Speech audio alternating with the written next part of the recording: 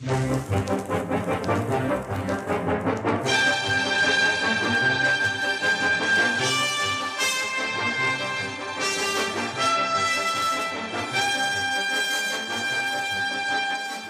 is Mike Wallace with another television portrait in our gallery of colorful people.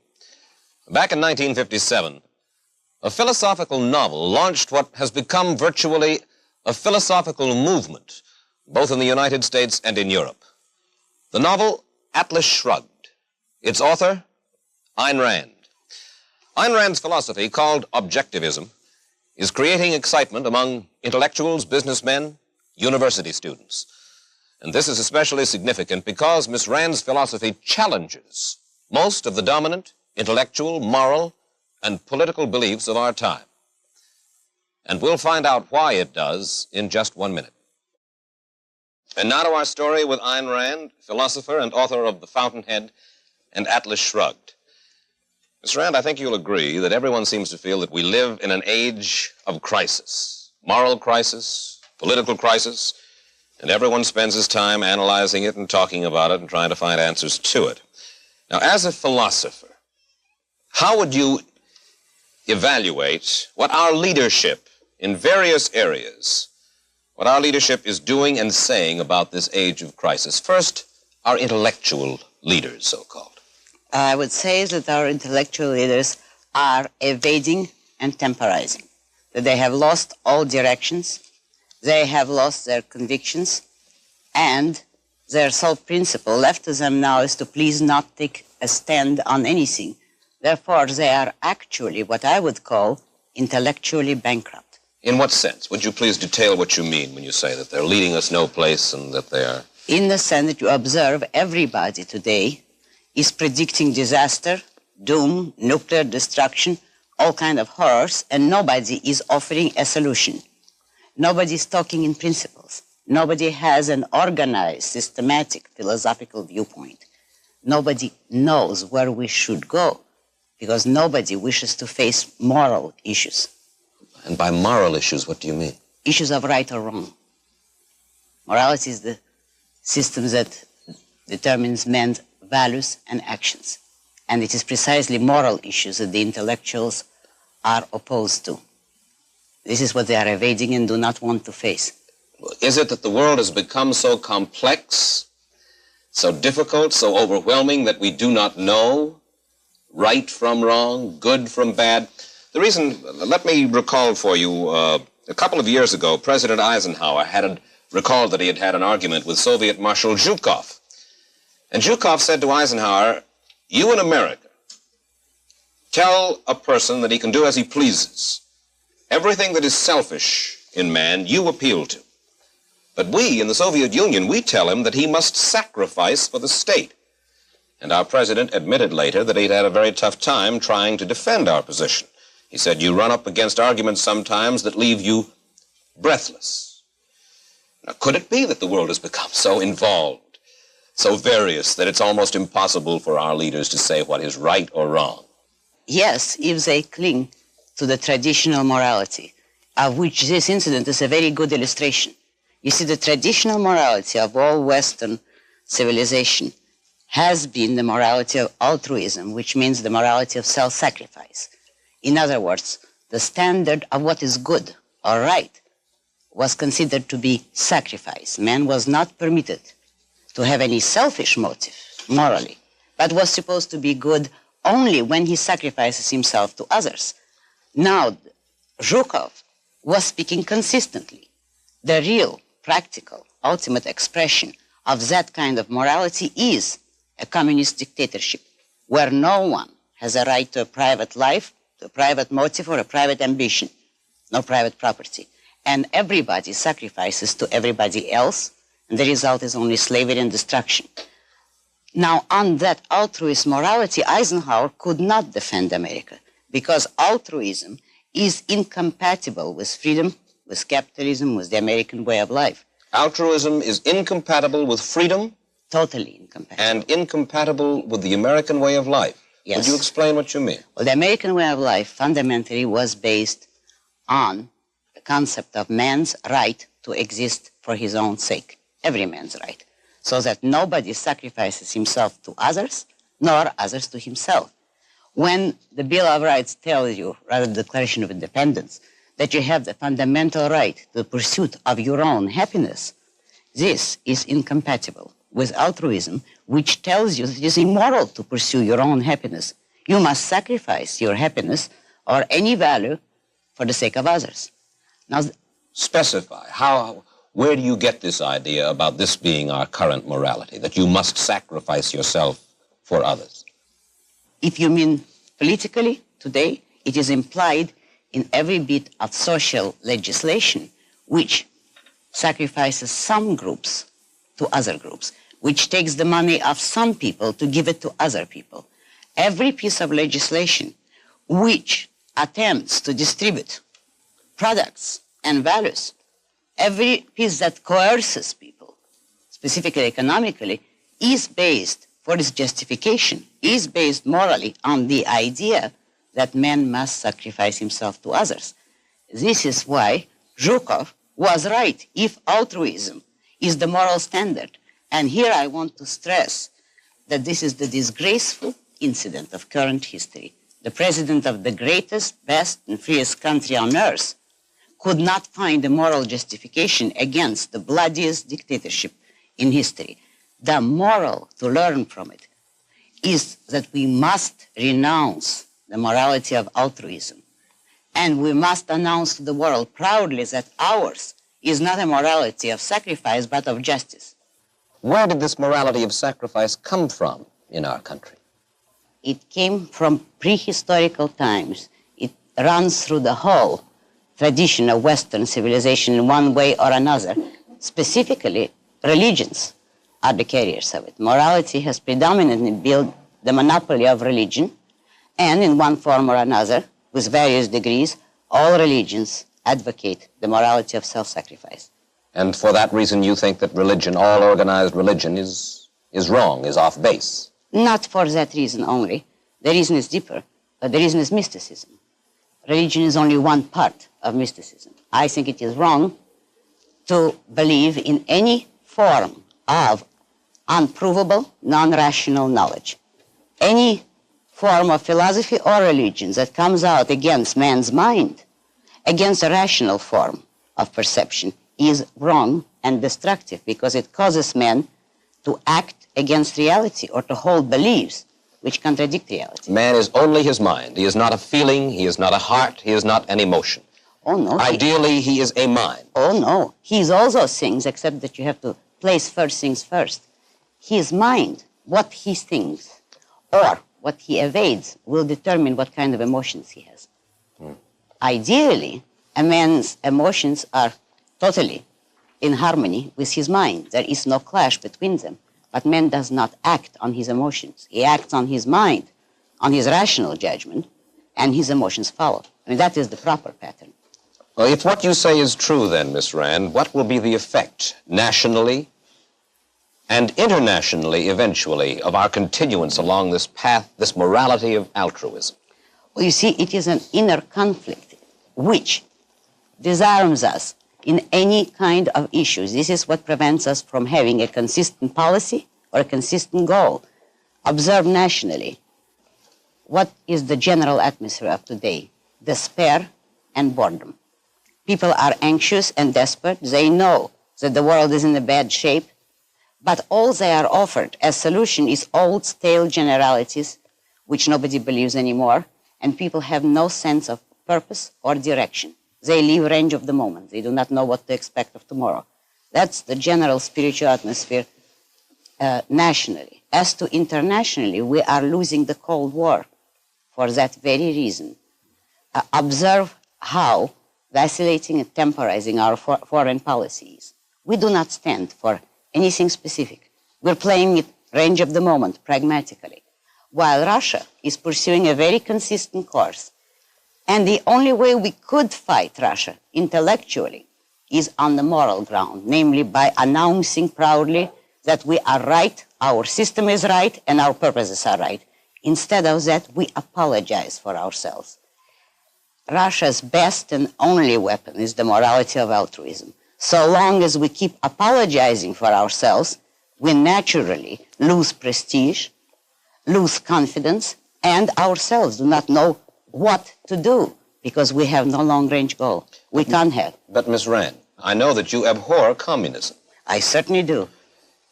But don't the Russians seem to have an idea of where they are going? Certainly, I suppose you could call them mystics, but they are also scientific materialists, or so they call themselves. They seem to have a point of view. They know where they are going.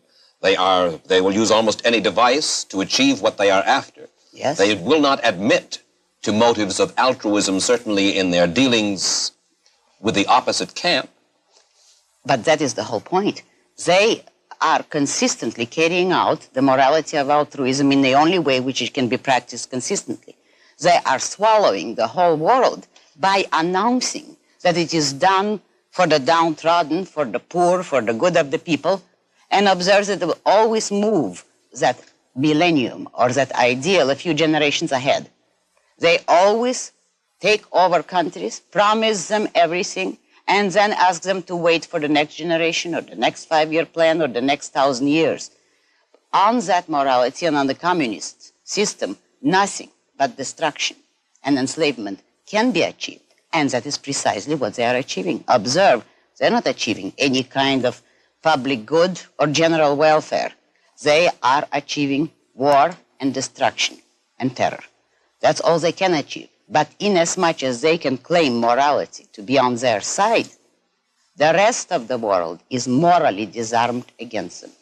So long as they say we are unselfish and the rest of you are selfish, they're going to win because men are motivated by morality, consciously or unconsciously. We will not begin to win until we tell them, you are bloody monsters in fact and in morality. We, the United States of America, is the highest and noblest country on earth because ours is the morality of justice and life. We should stop allowing them or anyone to call us vulgar materialists nationally. We are a country of freedom. We are. Or should be. Were. Or were. Tell me this. What you're saying, in a sense, is a plague on both your houses. The current leadership in the United States or in the West, the current leadership in the Soviet Union or in the East. That's right. Is there any people upon the face of the earth which understands itself properly and is treating itself properly with a view to as a nation, survival? As a nation, no, I couldn't say that. But the nearest to it would be America, because the morality that I'm advocating was always the implicit morality here. It was not stated, it was not identified, it was not acknowledged, and yet the American system was functioning by implication on the morality of individual rights, individual freedom, individual happiness. And look at the results. Look at the tremendous advantages and progress that America has achieved in every field of activity, achieved only to the extent to which it was free. Where did we get off the track, in your view? Who led us down the garden path? When did it happen? How did it happen? Things like that never happen on a certain date. It happened gradually. It happened by undermining and by default, not by anyone's conscious plan, by the implications of the morality of altruism. From the first regulations that were imposed on this country, the freedom and the progress were beginning to be hampered. Well, then specifically, what do you have in mind? What does your philosophy, which is called objectivism, what does it postulate for a healthy and productive life? A total and complete laissez-faire capitalism. That is a system of economics where the government has no control over production or trade. The separation of state and economics in the same way that we have the separation of church and state, where the government serves only as a policeman or an umpire, a protector of men's rights, specifically a protector of men from violence and nothing more, where the government does not undertake to be the ruler and the benefactor of every group of people.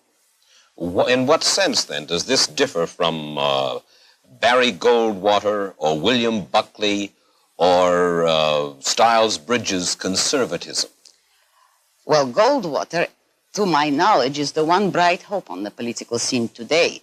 I say to my knowledge because I do not know everything that he has done, But he has a book coming out, which I am very anxious to read in order to know more fully what he stands for. So far, it seems that he does stand for a real laissez-faire capitalism. As to the others you mentioned, well, Stiles Bridges stands more or less for a mixed economy. In other words, for fewer controls, but still controls. Now, a mixed economy cannot exist for long. If the controls are not repealed, they necessarily will lead to more controls, and that is what has been happening. As to Buckley, I do not consider him a defender of capitalism at all. Why not? Because by his public statements, he does not consider capitalism important. What he considers important is religion. And he defends capitalism on the ground of religion. If you do that, you simply imply that there is no rational grounds to defend capitalism. That we could not in reason say why capitalism is the best and the most moral system, and therefore you will have some monster like Khrushchev come here and tell you that he is the representative of reason and science. That prehistorical brute is going to claim the sanction of reason because men like Buckley has opened the way for him. They have told him that reason is not on their side. Miss Rand, I think that you will agree. We've listened now for 15 or 20 minutes to your catalog of evils in liberalism. Wasn't liberalism truly a reaction against the kind of conservatism that in the past led to monopolies and depressions and mass unemployment? Didn't uncontrolled capitalism, laissez-faire uncontrolled capitalism, lead to many of the economic evils of the past, and therefore we decided that we had to help support ourselves, that we had to take care of ourselves? What you're asking us to do, it seems to me, is to run the risk of uncontrolled capitalism once again. Now, in just a minute, I'd like to come on back and have you answer that, if you will. And we'll hear more from Ayn Rand in just a moment. Now back to our story with novelist, philosopher Ayn Rand.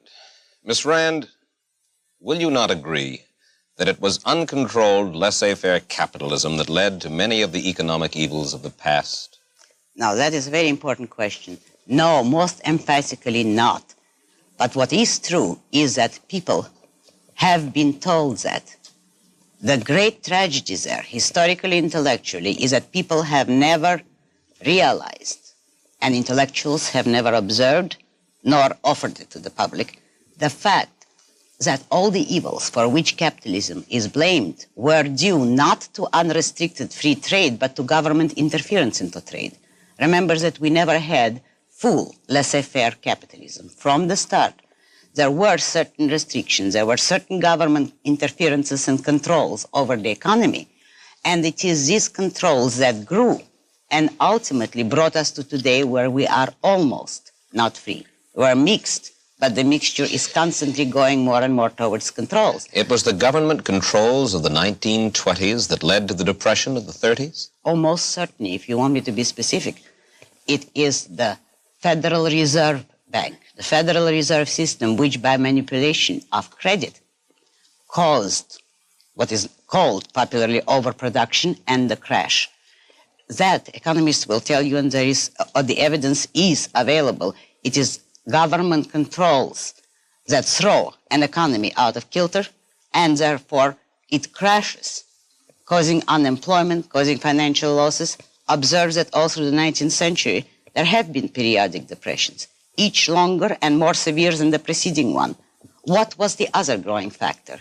Each time more and more controls were imposed, each depression served as justification for more controls, which made the recovery impossible and brought us, after a few years, to another depression. If you study the history of capitalism in detail, you will observe that such things as depression, mass unemployed, monopolies are possible only by government interference. In the case of monopolies, it's special subsidies, special franchises, or the closing of a field to competition by law. In free trade, men cannot achieve that kind of monopoly. Miss Rand, as you understand it, why are human beings put upon this earth?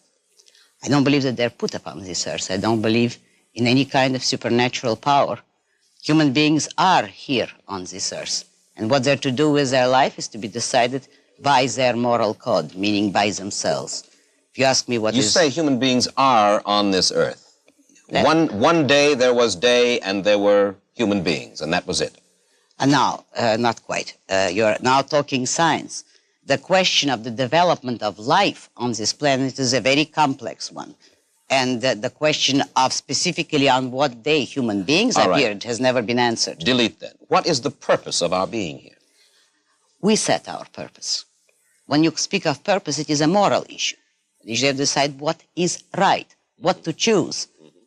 All right, my morality, meaning a rational code of morality, will tell you that you should choose the development of your own mind and the achievement of your own happiness. And if you do that, you will profit others too, but that should never be your goal. You are not here to serve others, nor to sacrifice yourself. You should choose to be here to live your own life and to achieve the highest happiness possible to you. And that is your religion, if you will. I wouldn't call it religion. Philosophy. This is my morality. Religion means mysticism. Who are the men in America or around the world, men or women, whom you most admire? It's hard for me to name anyone today, but I'd rather name them of the past. Aristotle as a philosopher, Victor Hugo as a writer, Rachmaninoff as a musician, Frank Lloyd Wright as an architect, but you see, unfortunately, they're dead. There's no one alive in the world today for whom you have, I gather you have infinite respect for yourself. Oh, yes. That's known as self-esteem. Mm-hmm. Yeah. Mm-hmm. But today... But no other living human being? There are people who I would say are good, but no one whom I would admire in the sense of a hero. Mm-hmm. No, there are no men of that stature today. Why? Part of it is due to the philosophy that is being preached. The predominant philosophy acts to discourage the development of men of great stature. Then what is the end? That you must be an awful pessimist. Oh, not at all. Ideas brought us here, and ideas can take us out. I'm the opposite of a pessimist. Why do you think I come out and defied 2,000 years or more of civilization? Because I know that if the right is on my side, if reason is on my side, I will win. The right ideas have always won. Get rid of religion. Get rid of altruism. Get rid of feeling for your brother. Believe on yourself. And that is the salvation of us as individuals and of the world. I wouldn't put it that way. I wouldn't advocate, for instance, get rid of religion by law or force. That would be totally improper. Religion is a private matter, and let people believe it if they want to. But if they want the right life, get rid of altruism. Get rid of mysticism, meaning of ever acting on anything irrational. Ayn Rand, I thank you for coming and spending this very challenging half hour. Thank you. I'll be back in a moment with a footnote to this interview with Ayn Rand.